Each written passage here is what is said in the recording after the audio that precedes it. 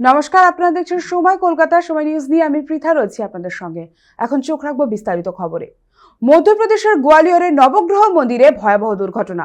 পদপিষ্ট হয়ে অন্তত একজনের মৃত্যুর খবর পাওয়া গিয়েছে, আহত হয়েছেন একাধিক। প্রাথমিকভাবে জানা গিয়েছে মঙ্গলবার সকালে মন্দিরের উদ্বোধনী অনুষ্ঠানের জন্য কলস যাত্রার আয়োজন করা হয়েছিল। সেখানে উপস্থিত হয়েছিলেন শতাধিক মহিলা। মাত্রা ছাড়া ভিড়ের কারণে বিশৃঙ্খল পরিস্থিতি সৃষ্টি হয়। ধাক্কাধাক্কিতে মাটিতে পড়ে যান বেশ কয়েকজন। এরপরই ভক্তদের মধ্যে আতঙ্ক ছড়ায়। হুড়োহুড়িতে পদপিষ্ট হয়ে মৃত্যু হয় 70 বছরের এক বৃদ্ধার। আহত হয়েছেন অন্তত 7 জন। পরিস্থিতি সামাল দিতে লাঠিচার্জ করা হয়েছে বলে জানা গিয়েছে। ইতিমধ্যেই ঘটনাস্থলে পৌঁছেছে উদ্ধারকারী দল। আহতদের উদ্ধার করে নিকটবর্তী একটি হাসপাতালে ভর্তি করানো হয়েছে। ঘটনাটি তদন্ত করছে পুলিশ।